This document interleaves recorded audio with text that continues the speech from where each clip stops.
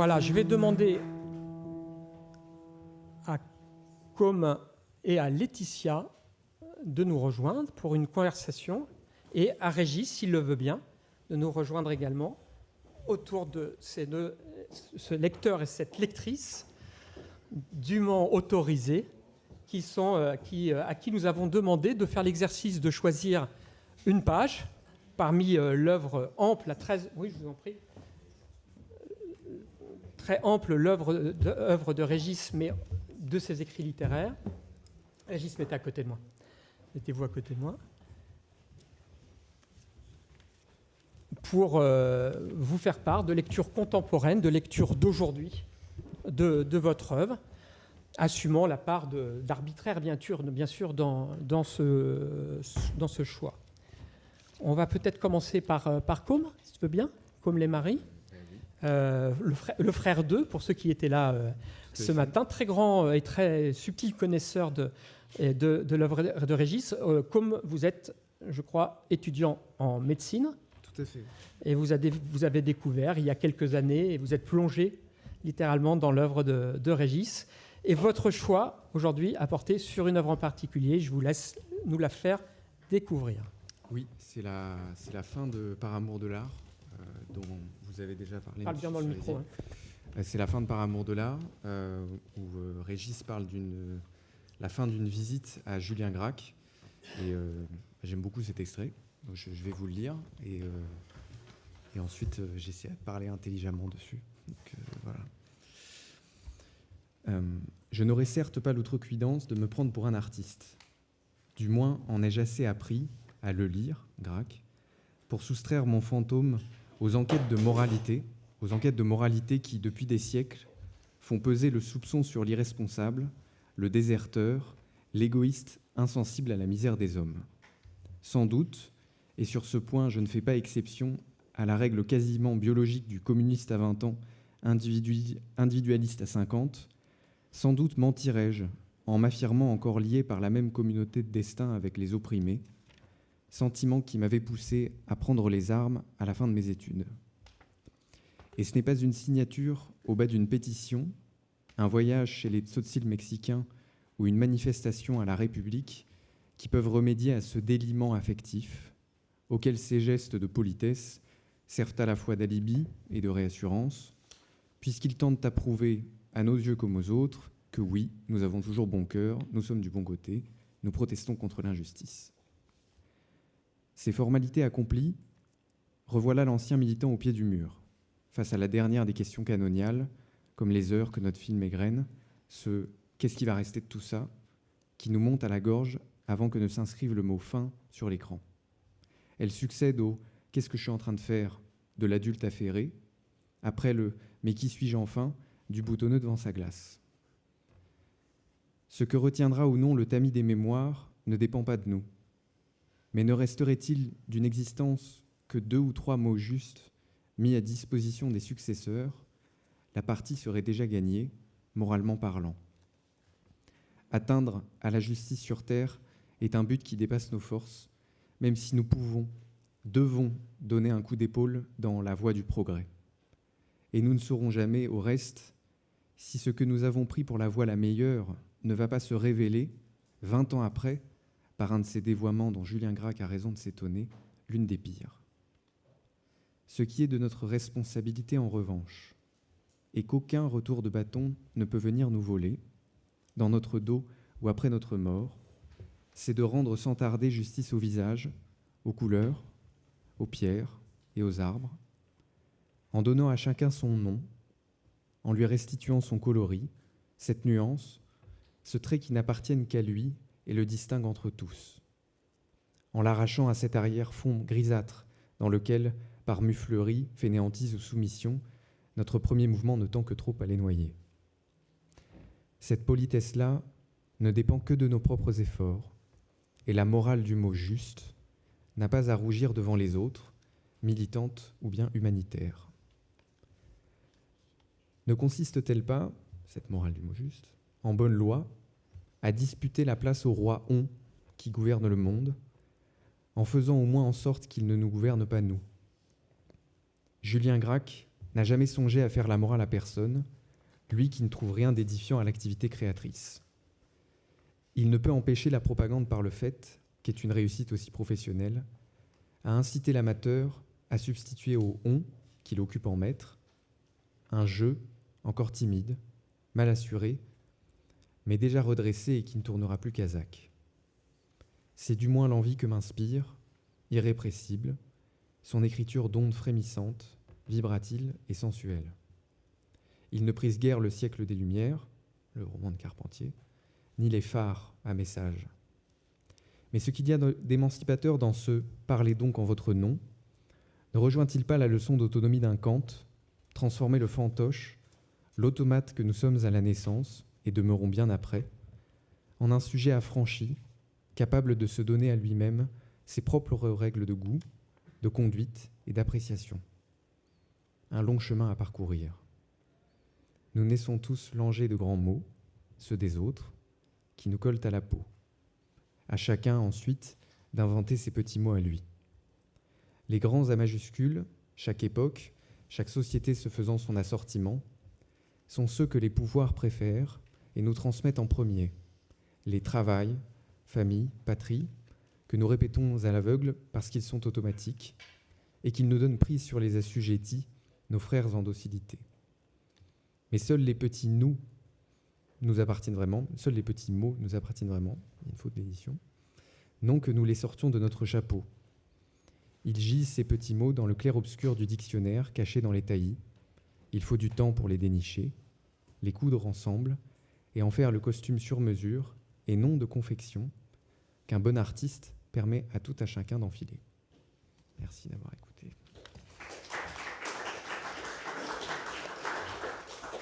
Alors, pourquoi le choix de ce texte en particulier? Et peut-être vous pouvez aussi nous dire tout simplement d'où vient votre attachement à l'œuvre de Régis et par quelles œuvres celui-ci s'est noué. Voilà. Antoine a un petit peu raconté ce matin ce qui nous est arrivé au lycée. On est tombé sur Debré grâce à des vidéos et on a fini par ouvrir les livres. Et moi, ce texte, je l'ai choisi parce qu'il résume un peu tout ce que je garde de Régis. Je crois qu'on ne retient pas de livre entier. Et Régis, tu en as écrit des longs pavés. Il reste d'un côté l'intimité de la lecture, qui, elle, est indicible et non publique, par définition.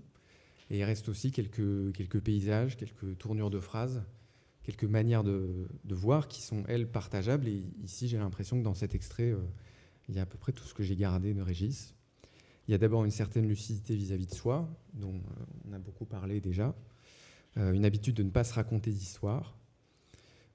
Ça permet pour moi une certaine légèreté, une tendresse qu'il y a dans l'œuvre de Régis vis-à-vis des autres qu'on comprend avant de juger. Et tout ça, ça aboutit à un rire qui n'est pas toujours une justification, qui n'est pas une façon de se moquer du monde, et qui est une façon de ne pas prendre les choses trop au tragique. Et ça, pour quelqu'un de mon âge, c'est assez intéressant. Après ça, il y a tout de suite dans le texte la marque de la transmission. Régis écrit 2 ou 3 mots justes mis à disposition des successeurs. Régis parle de Gracq dans le chapitre, et je crois que, comme M. Garcin l'a dit, moi je goûte Régis le mieux quand il parle des autres, quand il parle de sa reconnaissance.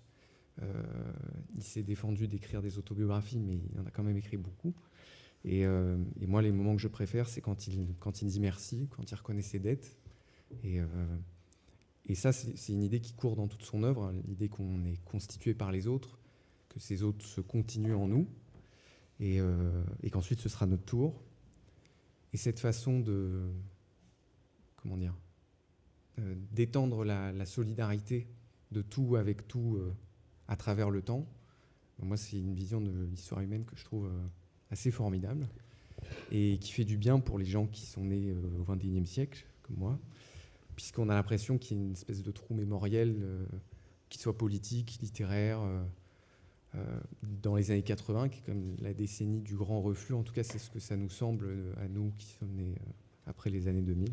Et donc, il y a le rétablissement d'une certaine continuité qui est une grande part du plaisir que j'ai eu à lire Régis et qui est un peu ce qu'on est en train de faire là, puisque c'est une transmission en acte. Et après ça, Régis, est-ce que vous voulez réagir sur cette question-là, d'un portrait qu'on dresse de vous comme un passeur de témoins, comme quelqu'un qui assure une continuité, ce qui n'est pas forcément le portrait le plus intuitif qu'on puisse faire de vous, et également peut-être nous dire pourquoi cette reconnaissance de dette prend aujourd'hui, depuis quelques années, une telle place dans vos écrits. Pardon pour le caractère un peu général de la question. D'abord, écoutez, je suis évidemment gêné par cette sorte d'enterrement entume. Généralement, on fait ça après. On laisse passer 10 ou 20 ans avant de disparaître complètement. J'aurais dû mourir plus tôt. Enfin, je n'ai pas eu cette chance, bien que je fasse ce que je peux, mais sans succès jusqu'aujourd'hui. Écoutez, d'abord, la première chose que je voudrais dire, c'est que je ne suis pas du tout d'accord avec vous. Ça, c'est bon signe. Ça, c'est très bon signe. Non, je ne suis pas d'accord avec vous en ce sens que, pour le dire brièvement, l'addiction est une soustraction. C'est-à-dire que j'ai voulu faire trop de choses dans la vie pour qu'il en reste quelque chose. Voilà. C'est-à-dire que, évidemment, le fait d'avoir été littéraire, roman, politique, médiologie, tout ça se mange l'un l'autre, et je dirais que trop d'identité, c'est pas d'identité. Donc je suis pas d'accord avec vous, je ne mérite pas vos éloges. Mais je le dis en toute sincérité, c'est pas du tout de l'affectation. Simplement, j'ai l'impression d'avoir fait trop de choses et que j'aurais dû reprendre ma vie à zéro. C'est pourquoi j'en réclame une seconde. Comme d'autres l'ont fait, du reste. Oui, pour essayer de corriger et surtout de reprendre. N'empêche, Régis, n'empêche. De reprendre une bonne voie, parce que je me suis trompé, quoi. N'empêche, écoutez ce que Côme dit de vous. Voilà, c'est-à-dire la personne par laquelle une forme de culture littéraire, une culture de l'écrit se prolonge, se reformule de livre en livre. Ça compte quand même, non? Oui, sauf que la culture de l'écrit est morte. C'est paradoxal. Hein. Moi, vous la pratiquez intensément. Non, la culture de l'écrit est morte, c'est une boutade, bien sûr. Oui. Mais je veux dire... Écoutez, je vais vous donner un exemple. Un monsieur que je ne connaissais pas voulait se débarrasser des œuvres d'Aragon. Aragon et Elsa, les œuvres complètes, 32 volumes. 32 volumes. Eh bien, figurez-vous qu'il a beaucoup cherché. C'est le fils d'un grand littéraire. Eh bien, il a vendu 32 volumes pour la somme de 5 euros. 5 euros, 32 volumes. Donc, ça vous dit bien qu'il y a eu une dévaluation de la chose littéraire et qui m'a fait dire que vraiment nous sommes entrés dans une nouvelle ère qui serait l'ère de la vidéosphère, tout simplement, c'est-à-dire que c'est l'image aujourd'hui qui prime l'écrit. D'abord, je voudrais constater la fin de la poésie. En tout cas, la fin de la poésie. Je sais que vous n'êtes pas d'accord, mais il y a une éclipse qui m'a toujours frappé depuis la Deuxième Guerre mondiale. La rime ne paye plus. La strophe ne paye plus. C'est-à-dire que elle fait sourire, mais ça fait vieux jeu. Et il m'est venu à l'idée que les pays ont des poètes quand ils sont malheureux. Les pays ont des poètes quand le pays est occupé. C'est-à-dire qui veulent affirmer le maintien d'une langue, d'une culture, ce qui s'est passé pendant la guerre et l'immédiat après-guerre. Donc je pense, si vous voulez, que nous sommes un peu dans un âge où je suis anachronique, comme beaucoup d'ailleurs de camarades, c'est-à-dire on n'a pas notre temps, on est un peu ptérodactyle, c'est-à-dire qu'on est un peu, on n'a pas les outillages qu'il faut, si vous voulez, pour affronter le monde contemporain. Alors, oui, il y a un mot de Flaubert que je vais noter là, on meurt presque toujours dans l'incertitude de son propre nom. Et vraiment, l'incertitude de son propre nom, je l'ai vraiment jusqu'au fait que je pense que trop de noms, c'est pas de nom. Et que, en fait, je suis condamné à l'anonymat et que j'aurais dû mourir beaucoup plus tôt avant que vous fassiez cette réunion. Je m'excuse d'être resté donc sur pied provisoirement et de façon très, très difficile, mais voilà. Je voudrais tout de même dire une chose, c'est que effectivement, je pense que l'âge littéraire est passé avec 2 bémols. Premièrement, les femmes écrivent et beaucoup mieux que nous. On y reviendra tout à l'heure, Régis. C'est-à-dire que la chose littéraire est devenue, je dirais, ce qui est nouveau, la chose littéraire est devenue le terrain, le royaume des femmes. Bon. Et là, malheureusement, j'ai certains handicaps. Bon. Parce que le début de votre œuvre témoigne du contraire. Hein. Non, je pense vraiment que la chose littéraire est aujourd'hui, face à un monde économique où les hommes gagnent de l'argent, les femmes restent les derniers poètes, si vous voulez, les dernières poétesses.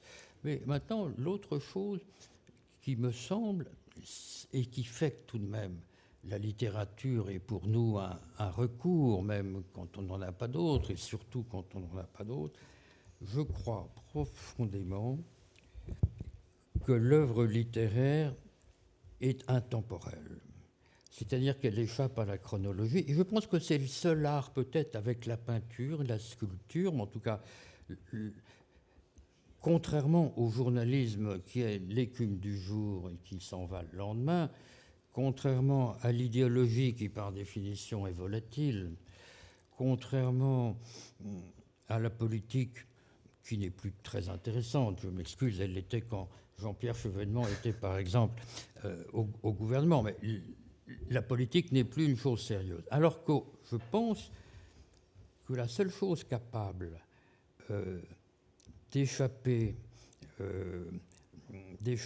je dirais, à la disparition le long du temps, c'est la chose littéraire. Ouais.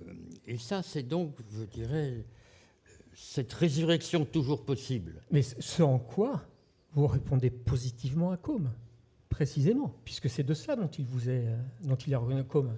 Tout à fait, oui. Est-ce que tu vas répondre à Régis, oui, sur cette question de la transmission qui semble t'importer? Je suis assez d'accord, parce que c'est assez difficile à transmettre à vous qui avez votre âge et moi qui ai le mien, malheureusement. Mais il y a énormément de mots qui ont été catastrophés par le XXe siècle, socialisme, liberté, république, etc.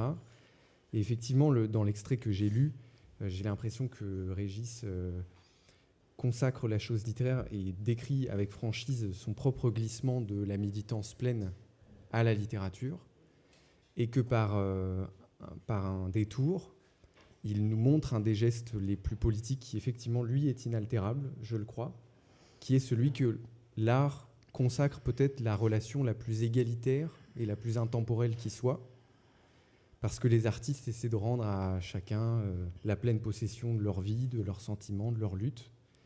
Et que ça, c'est un héritage très, très important pour nous, parce que même quand on est un simple lecteur comme je le suis, l'idée que ce qui résistera toujours, c'est d'individuellement de ne rien céder sur ce rapport juste, sur cette morale du mot juste, et sur consacrer l'autre dans son intégrité, dans sa liberté, dans ce qu'il peut. Et ça, c'est permis par la littérature, je crois, en grande partie, et c'est ce qui nous reste tout à fait dans... Écoutez, vous êtes très optimiste. Moi, je ne partage pas votre optimisme. Oui, il vous le doit, cet optimisme. Oui, c'est ça ce qui me gêne. La situation est ubuesque. C'est ça ce qui me gêne, parce que, effectivement, la peinture, l'œuvre d'art, a une capacité de résurrection.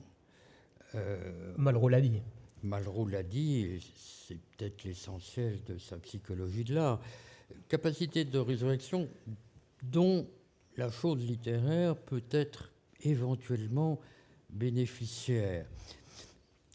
Évidemment que le langage de notre temps, c'est le cinéma. Pour moi, c'est évident.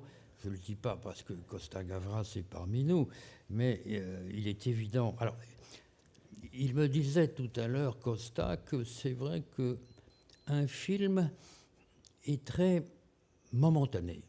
C'est-à-dire qu'il y a assez peu de survie dans le cinéma. C'est très étrange. Des scènes, des répliques. Enfin, c'est très étrange, peut-être pour quelqu'un qui ne fréquente pas la cinémathèque, si tu veux. Moi, je l'ai beaucoup fréquenté. Pour moi, Citizen Kane est une œuvre majeure voilà. Mais j'ai appris que Citizen Kane, il y avait très peu de gens qui vont le voir.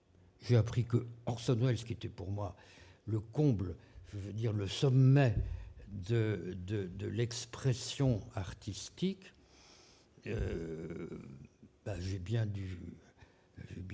vu les chiffres et je constate qu'il y a un problème de génération. C'est-à-dire que c'est très dur que les livres, malgré la cinémathèque, c'est très dur que les films puissent passer d'une génération à l'autre.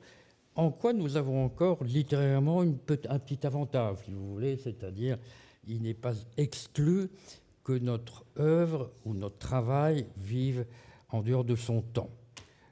Du reste, la littérature peut venir au secours du cinéma à ce titre-là. Oui. Il y a le succès de l'adaptation de L'étranger récente.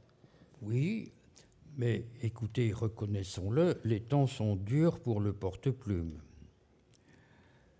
Les temps sont durs parce que, je vais peut-être là me tourner vers vous, qui êtes les éditions Gallimard, c'est, je dirais, tout ce qui nous reste du beau temps, de l'ancien temps. Et l'ancien temps, évidemment, survit, se répète, grâce aux éditions Gallimard notamment. Mais il y a un déclin de la lecture, il y a une sorte de relégation du texte par l'image. Nous vivons à l'ère de la vidéosphère. Et il y a une sorte de marginalité progressive de la chose littéraire. Et j'ai presque envie de vous demander pourquoi les derniers lecteurs sont des lectrices. Alors, vous voyez, C'est-à-dire, pourquoi aujourd'hui c'est le lectorat féminin qui prend de plus en plus d'importance sur le lectorat masculin. Alors, c'est peut-être un problème pour vous en tant qu'éditeur, mais c'est le phénomène, pour moi, contemporain. C'est-à-dire que, pour le dire d'un mot, Simone de Beauvoir éclipse Jean-Paul Sartre, pour aller très vite. Quand je dis éclipse, c'est simplement porté par le féminisme, mais pas seulement par le féminisme, porté par un certain style plus relâché que peut-être celui de Sartre, mais Simone de Beauvoir est contemporaine, Sartre l'est de moins en moins, comme Malraux. Il est fait que Malraux, malheureusement, pour diverses raisons, Malraux dans les romans duquel il n'y a pas de femme, c'est vrai, ou sinon à titre de repos du guerrier, mais voilà un homme grâce auquel ce que je dis va peut-être être complètement idiot.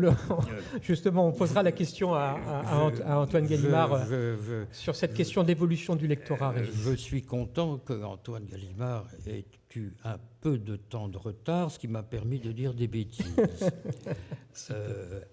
Parce que c'est de vous qu'on attend des choses intelligentes. Moi, mais personnellement, je vous mets un peu au courant de ce que nous avons dit. Mais on y reviendra. On y reviendra, et vous êtes très bien placé pour me répondre très vertement. Continuons peut-être. Le choix de Gracq aussi, la question de la présence de Gracq dans auteur typiquement masculin qui n'est absolument ni oublié ni marginalisé aujourd'hui. Donc c'est un contre-exemple à certains égards. Oui, voilà. Oui, sauf que Julien Gracq disait le tirage optimal d'un livre, c'est 10 000. 10 000. C'était pour lui. Alors je sais que Antoine va me dire qu'il fait beaucoup plus pour beaucoup de livres, mais précisément, d'autant que Gracq attiré plus que 10 000, si vous voulez dire. Pas seulement parce qu'il a eu le Goncourt, mais parce qu'il avait un public qui pouvait aller jusqu'à 20 000. Comme. Qui pouvait aller jusqu'à 20 000. Bon. Est-ce que Régis vous a transmis cet amour? Pessimisme. Non, pas le pessimisme, au contraire. J'y tiens, je ne lâcherai pas de cette proximité à l'œuvre de Gracq, cet attachement à l'œuvre de Gracq. Tout à fait. Et puis c'est surtout, je trouve, j'ai beaucoup lu Gracq effectivement avant, et puis ça a été renforcé par la lecture de Régis. Mais surtout, je trouve que quand Régis parle de Gracq, précisément, il quitte un peu son désenchantement chronique, cette ironie, cette dépréciation, etc. Et je trouve qu'il y a il y a quelque chose de sautillant dans l'écriture de Régis quand il parle de Julien Gracq, et que ça quelque chose comme un enthousiasme. Tout à fait, et que ça fait du bien, vous avez tous vu. Et ça, c'est très très précieux pour un lecteur de pouvoir avoir accès justement à quelque chose, parce que finalement, Régis est à contre-emploi, à ne pas, dans ses extraits, se servir de son ironie habituelle. Et ces excursions chez Gracq en sont un exemple très touchant, je trouve. Écoutez, Gracq utilise une langue qui n'est plus lisible aujourd'hui par la majorité de la population. L'était-elle à Quand on lit un ouvrage de Gracq, il faut avoir un dictionnaire. Bon. Et à chaque page, on doit consulter le dictionnaire, parce que le vocabulaire de Julien Gracq est quelque chose pour nous, j'allais dire d'exotique, en tout cas quelque chose qui relève d'un autre temps que le nôtre. Et d'ailleurs, je crois que Gracq en était conscient, puisqu'il n'a pas empêché que les 2 volumes de Gracq, je parle sous le contrôle, les 2 volumes, les 2 Pléiades de Gracq se vendent encore assez bien. Peut-être pour des raisons d'ostentation, des raisons... Non, on y reviendra, Antoine. D'accord. Laetitia, sur cette conversation, avant de parler de venir au choix de votre texte, sur cette conversation autour de la question de la transmission, notamment de la culture écrite, mais ça va au-delà en réalité, parce que dans votre livre apparaître, Régis, vous consacrez, qui donc s'appellera Tout, après les riens, vous consacrez un chapitre entier à cette époque, à ces métamorphoses que vous décrivez de la société contemporaine, de celle du XXe à celle du XXIe, pour caricaturer. Et donc, à aucun moment, vous renoncez au désir d'expliquer, de donner les clés, comme je l'évoquais, de nous donner les clés, notamment aux plus jeunes de vos lecteurs, aux plus contemporains à leur époque, pour les aider précisément à déchiffrer le monde qui est le leur, autant que le vôtre, autant que le nôtre. Mais juste, Laetitia, sur cette question de la transmission, vous êtes doctorante en philosophie, vous êtes rédactrice en chef, c'est ça le terme, du Vent se lève. Voilà, et vous travaillez en particulier, vous avez travaillé en particulier, vous connaissez bien l'œuvre de Régis qui explique votre présence parmi nous, on en est très heureux. Mais sur ce débat-là, est-ce que vous avez un point de vue à nous apporter ? En tout cas, sur ce qui s'est dit, j'étais assez sensible à ce que disait Co, mais cela dit, on ne se rejoindra pas tout à fait sur la question de l'optimisme et du pessimisme, mais j'y reviendrai après. Mais cela dit, je crois que c'est important dans ce que tu disais de soulever effectivement cette question de la transmission qui en fait est toujours quelque part manquée. Moi, j'ai toujours eu le sentiment que chaque génération appelle à transmettre quelque chose et que paradoxalement, celle qui la suit doit toujours recommencer à sa manière, même avec le meilleur souci de transmettre, et que d'une certaine manière, c'est peut-être ça dont on doit finalement se rendre compte et dont cette discussion est un peu le bel exemple, en fait. C'est-à-dire qu'on est en train de se transmettre des choses, parfois aussi sur fond de malentendus, mais de malentendus qui font que la transmission est possible, en fait. Et ce rapport à Gracq, c'est d'autant plus intéressant, puisque vous m'avez dit, Alban, que comme allait parler de Gracq, et moi aussi j'avais envie d'en parler à l'origine, donc vous voyez, c'est pas un hasard. 2 jeunes lecteurs qui lisent Gracq encore aujourd'hui, et je suis d'accord avec vous, Monsieur Debray, Gracq n'est plus forcément très lisible, très facile à lire, mais aucune œuvre littéraire qui passe n'est facile à lire, je crois, soit sur des questions de langue, soit sur des questions de forme, soit sur des questions de compréhension, de thème, absolument. Et de ce point de vue-là, que les lecteurs de Gracq aient été rares et le demeurent, je pense que ce sera une constante historique. Et ce qui est plutôt intéressant, c'est finalement comment on va relire Gracq, à travers qui, à travers quelles œuvres, et le fait que comme tu puisses relire Gracq à travers vos œuvres, Monsieur Debray, en disant mais là il y a un petit enthousiasme, et nous relisant Gracq en se disant peut-être qu'il préservait aussi quelque chose d'une littérature plus humaniste, et ça c'est quelque chose qui, c'est plus personnel, m'intéresse. Voilà, je pense que c'est des choses qu'on peut dire, enfin qu'on peut prolonger ce qui a été dit avec Com, et en vous écoutant parler tout à l'heure aussi sur cette comme un souci de remercier ceux Oui. qui nous ont précédés. Je pensais à un poème de Char qui s'appelle « Qu'ils vivent » et qui finit sur ce très beau vers où il dit « Dans mon pays, on remercie ». Donc il y a vraiment cette idée de... Voilà, c'est le pays rêvé de Char, ou quelque chose qui a aussi beaucoup pensé la question de la transmission, est rendu possible par ce remerciement. Et si on peut le faire de manière sincère, sans trop de cérémonie, je crois qu'il y a là quelque chose pour notre discussion Du aujourd'hui. reste, Régis ne m'a pas complètement répondu sur cette question de la part du remerciement dans vos derniers livres. Oui, la part ça- de la reconnaissance, c'est quand même Ah très oui. présent, quoi. Non, mais ça, C'est l'éditeur vrai. qui parle là pour le coup.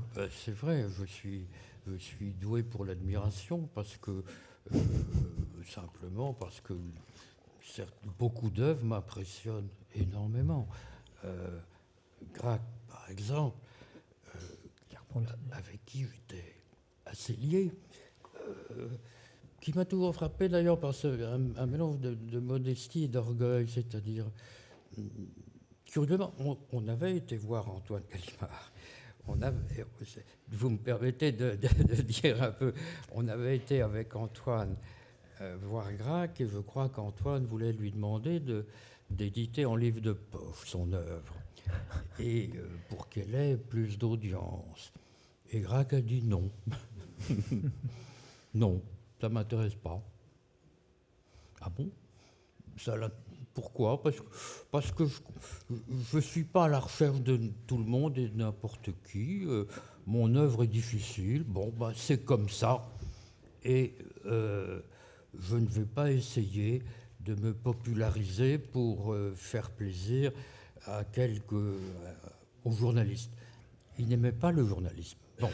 Alors, en tout cas, voilà, c'était quelqu'un qui avait pris son parti du fait que la littérature est ultra minoritaire. Voilà. Mais qu'il confiait en Gallimard pour qu'elle franchisse le temps, en étant éditée dans la Pléiade. Mais voilà, donc, effectivement, certains auteurs m'accompagnent, mais sur ce fond de scepticisme, sur la pérennité de la chose écrite dans l'invasion que nous avons, mais je dis ça sans jugement de valeur, dans l'invasion que nous avons par le son et par l'image, c'est-à-dire par la musique classique et la musique populaire, et je dirais l'image omniprésente. Voilà. Donc, ça me gêne de dire ça devant Antoine, mais sa maison d'édition va vivre longtemps et je le souhaite, mais je vois assez peu d'aurore, je vois assez peu d'aube, je vois assez peu le jour se lever à l'avenir pour la chose écrite. On donnera à Antoine l'occasion de vous répondre sur ce point. Antoine va nous expliquer le contraire, c'est pourquoi je dis ça en toute Vous prenez vos précautions. Et une chose quand même que tu as évoquée, qui était la question de la relation intergénérationnelle entre un âge du désengagement, quand même, d'une certaine façon, où le rapport aux politiques est extrêmement problématique. C'est aussi ma génération. Hein. Je suis même en plein dedans, à vrai dire. Moi, je n'ai pas entendu parler de politique avant l'âge de 18 ans. Quelle chance! 1972, date de naissance. Quelle chance vous avez eue! Voilà. Non, mais, et donc, ce point de raccord, finalement, entre deux générations, enfin 2 ou 3 générations, puisse être la littérature, l'intemporel. Est-ce que ça, Régis, c'est pas quelque chose Enfin, je veux dire, si vous deviez parler politique à Côme, vous lui diriez quoi? Se méfier, de partir très vite, de quitter la salle? Je lui dirais de ne pas s'en occuper, tout simplement. C'est-à-dire en France en particulier, elle a perdu tout intérêt, je dirais tout relief, elle est d'une banalité complète. Non, mais il est trop intelligent, je pense, pour s'occuper de ces petites choses conjoncturelles. Non, je ne veux pas avoir mon temps, mais je pense que précisément, vous avez enfin, moi je le perçois comme ça, mais peut-être que je veux voir ce que je veux voir. Vous avez permis, je crois, avec ce que vous nous avez raconté de la politique, un certain rapport qui n'est pas celui d'absolu que vous aviez peut-être connu, mais qui n'est pas celui de désenchanté que nous ne pouvons et nous ne voulons pas avoir, nous, à notre âge. Et je pense qu'il y a une façon, médiane et intelligente de s'occuper quand même du monde qui va occuper mes 60 prochaines années, j'espère. Oui, je m'en voudrais de contribuer à votre désintérêt pour la politique. mais je constate que quand on n'est pas professionnel de la chose, c'est-à-dire élu ou demandant à l'être, on a toute raison de s'en foutre. Mais du reste, vous ne cessez de continuer à en parler dans vos livres. Non, c'est bien tout le paradoxe. Non, mais c'est vrai que nous sommes d'une génération, en quelque sorte, sur deux mondes, si vous voulez. Je crois que les gens bascule. Qui sont nés en 1940 ont la chance d'avoir connu deux France, deux mondes, deux univers. Un univers où la chose politique était importante, où la chose littéraire l'était également, où il y avait un espoir, une espérance collective, où il y avait vraiment un sentiment d'implication, de devoir d'implication dans la chose politique, c'est un peu mesquin, mais enfin, dans la chose publique, oui. Disons. Voilà. Et qu'on a vu cet intérêt s'évanouir, en sorte qu'on a eu deux vies, mais sur beaucoup de choses. Oui.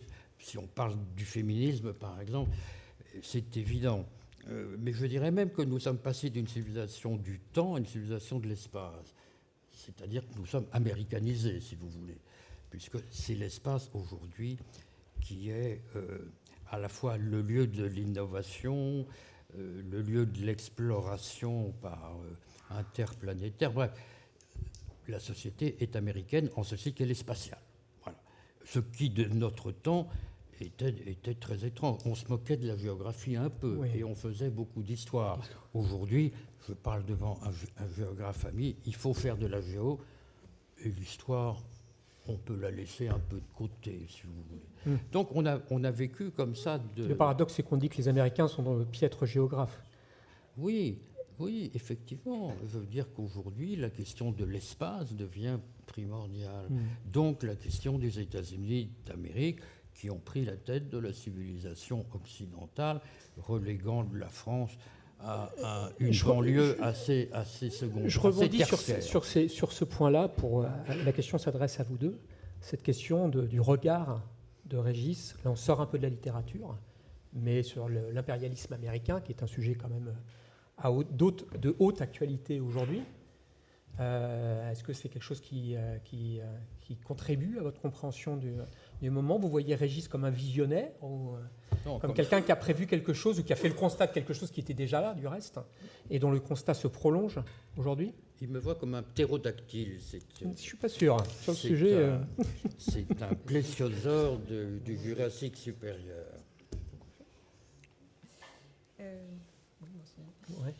Oui, non, mais effectivement, c'est quelque chose qui a compté pour nous, et d'autant plus, vous l'avez rappelé, je m'occupe d'un média qui s'appelle Le Vent se lève, voilà. Donc voilà, quelque chose n'est pas retombé en tout cas. Et cette question effectivement du rapport à l'hégémonie américaine et à quel point elle a pu structurer un ordre géopolitique face auquel il faut, pour de très bonnes raisons, disons, se construire en opposition, c'est quelque chose qui est encore présent pour nous et sans doute d'autant plus important justement à conserver comme horizon que les bonnes raisons de s'opposer à cet ordre-là tendent à être oubliées. Et donc c'est quelque chose qu'on essaye de conserver, en tout cas nous aussi. Oui, je suis assez d'accord. Moi, je pense, Régis dit que la politique n'est pas très intéressante, surtout en France. Je pense qu'on observe quand même un certain glissement droitier qui est manifeste. Et le rôle de la mémoire que défend Régis est très important pour garder un certain nombre de repères sur tout un tas de questions. Avant-hier, il y a eu l'élection de l'extrême droite au Chili, avec un pinochetiste revendiqué. Donc ça nous ramène quand même il y a 50 ans. Et puis sur tout un tas d'autres questions, le génocide à Gaza, etc. Vous aviez, vous, en votre temps, bien vu qu'est-ce qui se préparait en allant à Gaza au début des années 2000. Donc il y a tout un tas de questions qui, je crois, au contraire, nous servent. Et je pense que l'histoire qui vous a peut-être semblé en pause recommence un petit peu pour nous, et en plus doublée de la question écologique, qui est véritablement la question de notre siècle à nous, et qui va voir, je pense, de nouvelles choses s'inventer. Donc je pense que tout n'est pas dit. Mais évidemment que la pensée de l'espace est une pensée écologique. La pensée des menaces physiques, atmosphériques impliquées par le progrès est tout à fait typique de l'époque que nous traversons, qui n'est plus une époque d'attente, d'espérance,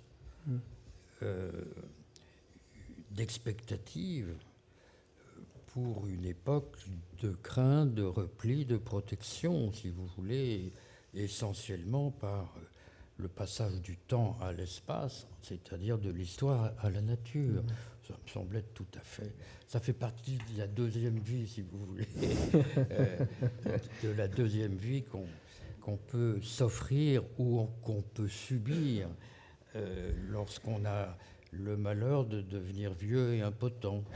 Laetitia, avant qu'on passe à votre texte, juste une toute petite chose que vous n'avez pas pu répondre à ça, puis on abordera la question après, sur la question de la féminisation du lectorat et de l'octorat, les deux en l'occurrence. Est-ce que c'est quelque chose sur lequel vous souhaitez répondre à Régis ou, à défaut de lui répondre, commenter son constat, qui est une inquiétude, très clairement? Oui, c'est vrai que je vous avoue que je suis toujours très mal à l'aise de réagir sur des choses qui concernent les femmes parce qu'on est là pour représenter les femmes. Mais cela dit, sur effectivement le... C'est pas un droit de réponse que je vous donne, les choses sont claires. Tout à fait. Mais non, même parce qu'en fait, je vous dis aussi très sincèrement, je pense que le renouvellement d'un lectorat et peut-être du côté de l'octorat, c'est plus intéressant aussi de voir justement quelles sont les formes et les productions littéraires qui reviennent. Et vous disiez dans la discussion tout à l'heure aussi que c'était peut-être une époque de fin de la poésie. Or, beaucoup de femmes qui se mettent à écrire, justement, commencent par écrire de la poésie. Et donc ça aussi, je pense que du point de vue, justement, aussi bien des formes littéraires que du rapport à qu'est-ce que c'est écrire aujourd'hui, formes qui sont évidemment plus brèves et qui n'ont plus l'épaisseur du roman. Mais de ce point de vue-là, je pense que je serais là aussi moins pessimiste, au moins sur ça, vis-à-vis de l'avenir de la poésie, en tant qu'elle est appelée aussi à recommencer avec de nouvelles formes et de nouvelles autrices, pour le coup. Ok. Passons au texte que vous avez choisi, qui est un texte un peu plus court que celui de Côme, et c'est une bonne chose, j'étais content en le recevant, qui nous permet d'aller du côté du théâtre, cher Régis. Oui, et donc je vais procéder peut-être de manière un peu différente que Côme, à savoir, je n'ai pas prévu de vous lire l'extrait et de vous en dire quelque chose après, mais j'ai essayé de construire une petite intervention autour de ces extraits qui, vous le verrez, vont rebondir sur finalement ces questions d'espérance et de pessimisme, et peut-être que là, on sera peut-être nous deux aussi en désaccord. Donc il s'agit d'un extrait de Benjamin, Dernière nuit. Exactement. Donc, qui est une pièce de théâtre qui date de 2016. Oui, donc finalement un texte assez récent, et je suis retombée dessus en feuilletant les carnets de route. Donc ce texte où vous imaginez la dernière nuit de Walter Benjamin, cet intellectuel juif allemand qui a dû fuir le régime nazi et qui donc s'est suicidé à Portbou en 1940. Et c'est d'ailleurs un des seuls textes qui échappe à cette écriture à la première personne, puisqu'on est justement au théâtre. Et donc, j'ai retrouvé là, finalement, quelque chose de ce souci que vous aviez de mettre les choses à distance pour, justement, parler à travers les récits qu'on raconte et à travers les récits qui nous traversent. Et je crois que l'histoire de Benjamin et même l'œuvre de Benjamin vous a beaucoup marqué et influencé. Et je trouvais ça d'autant plus intéressant d'en parler aujourd'hui, justement, pour parler de Benjamin à travers vous, depuis vous, et en tout cas pour nouer quelques réflexions aujourd'hui sur cette figure qui compte aussi beaucoup pour moi, aussi bien dans mes travaux que dans ma réflexion plus politique. Donc pour commencer, je voudrais vous lire effectivement un extrait de la pièce qui a un peu résonné comme cette voix mi-triste et mi-gaie qui, je crois, accompagne la génération qui est la nôtre, qui précisément ne naît pas dans un moment de grandes espérances, et quand on lui demande « êtes-vous plein d'espoir ?», on est parfois un peu mal en peine de dire « oui, évidemment », alors que manifestement non. Et donc voilà, cet extrait, c'est une chanteuse de cabaret qui fredonne donc une chanson, et je vous en lis un extrait.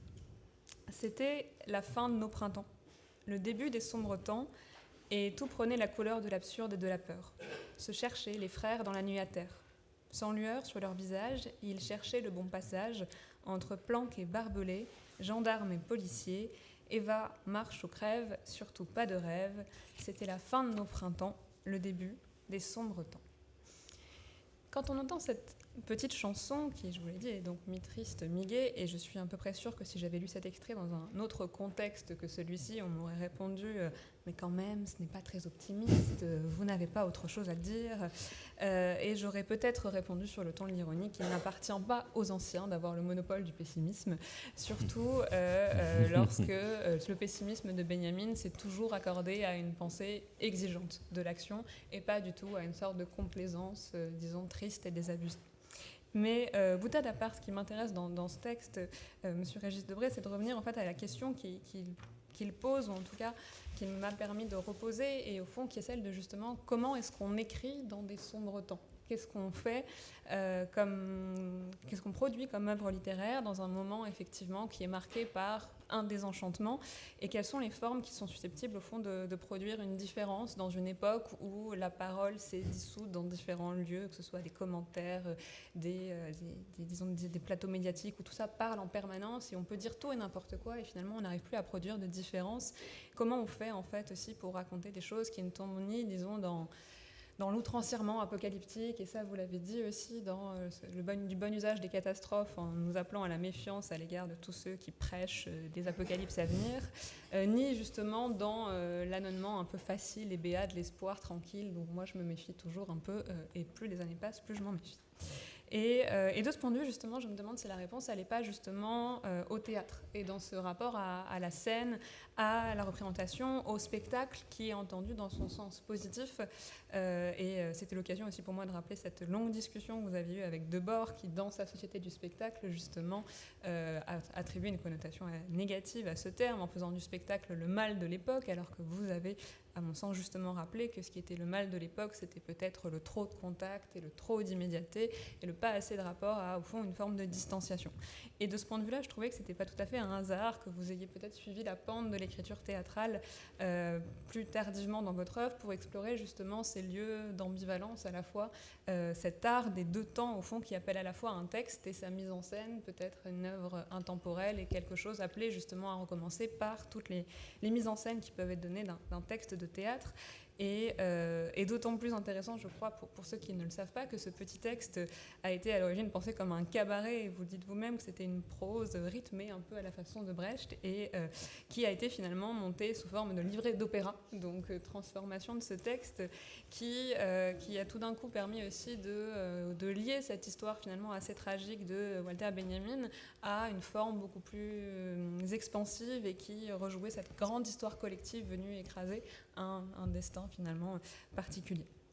Et en réfléchissant à ça, je suis revenue aussi à des réflexions qui ont été les vôtres sur le théâtre comme moyen de produire certains affects. Et dans un article qui s'appelle « Pourquoi le spectacle ?», il y a ce passage que je trouve toujours, qui résonne toujours beaucoup et pour lequel je n'ai pas trouvé de réponse définitive, mais je vous le lis.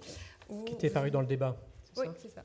Et où vous écrivez « Combien de temps le sentiment tragique de l'existence pourra-t-il survivre au défaut de tragédie contemporaine ?»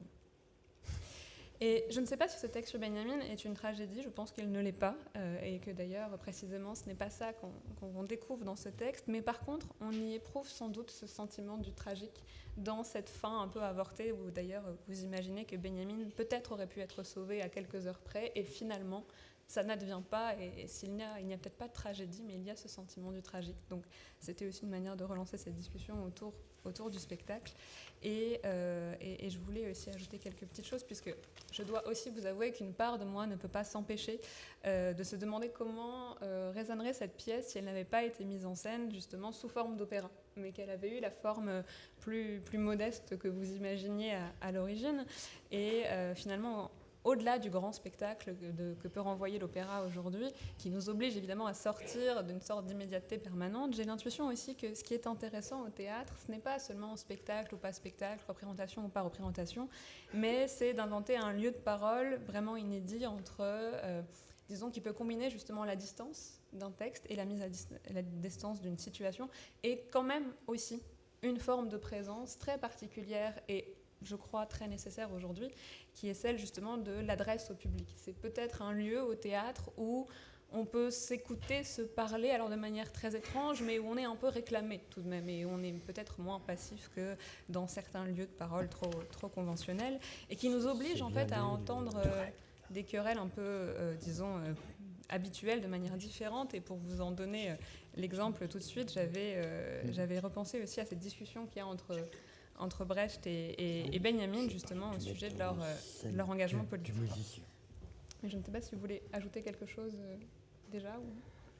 Peut-être, oui, Régis, sur ce passage au théâtre, précisément, ça représentait quoi, et est-ce que c'est une sorte d'excursion dans votre œuvre ? Non, moi j'ai toujours voulu faire une comédie musicale. C'est la seule chose qui m'intéresse. Mais n'ai peut-être pas rencontré les musiciens, peut-être pas rencontré les musiciens qu'il fallait, mais enfin bref. Ah oui, Demy. Jacques Demy, malheureusement, qui était tout à fait prêt à faire quelque chose, est mort au moment où il fallait pas. Enfin voilà. Et avec Demy, j'ai toujours rêvé des tas de choses, parce que pour moi, c'est une musique qui me touchait beaucoup et qui a le don d'être populaire, si vous voulez. Et donc, j'ai raté ma vie parce que j'ai raté la comédie musicale. Écrire des livres, c'est facile. La comédie musicale, c'est un travail considérable. C'est un travail de préparation, c'est un travail de mise en scène, les voix, les danses, enfin voilà. C'est un art du bref aussi dans l'écriture, hein, parce que votre pièce est une petite scène très tendue. Mais bon, je me tourne vers Antoine, auquel on a envie de donner la parole et pour qu'il nous donne un peu de bonnes nouvelles. On va faire une pause dans 2 minutes. Ouais. Juste sur la question de Walter Benjamin et ce rapport à la société du spectacle qu'a évoqué Laetitia. Oui. C'est vrai que Benjamin, je voulais faire d'ailleurs un texte sur lui, mais je crois avoir fait d'ailleurs un texte sur Benjamin. C'est vrai que j'ai visité le lieu où Benjamin est décédé. Il y a d'ailleurs un escalier qui plonge dans la mer, qui est assez beau, que les Espagnols ont construit. Mais c'est vrai que l'histoire de Benjamin m'a toujours beaucoup touché. En plus, parce que c'était un type qui, je ne dis pas impossible, mais qui n'a pas pu s'insérer dans son temps, parce qu'il y voyait trop clair. Voilà. Ouais. Bah écoutez, je vous remercie pour cette discussion et on fait une pause de 5-10 minutes, 10 minutes je pense, et on revient sur les questions qui vous préoccupent beaucoup de l'avenir du livre et de l'avenir du livre, qui est un sujet qui vous tient à cœur, cher Régis. Merci à Côme, merci à Laetitia. Oui, c'est très bien ce que vous avez dit tous les deux.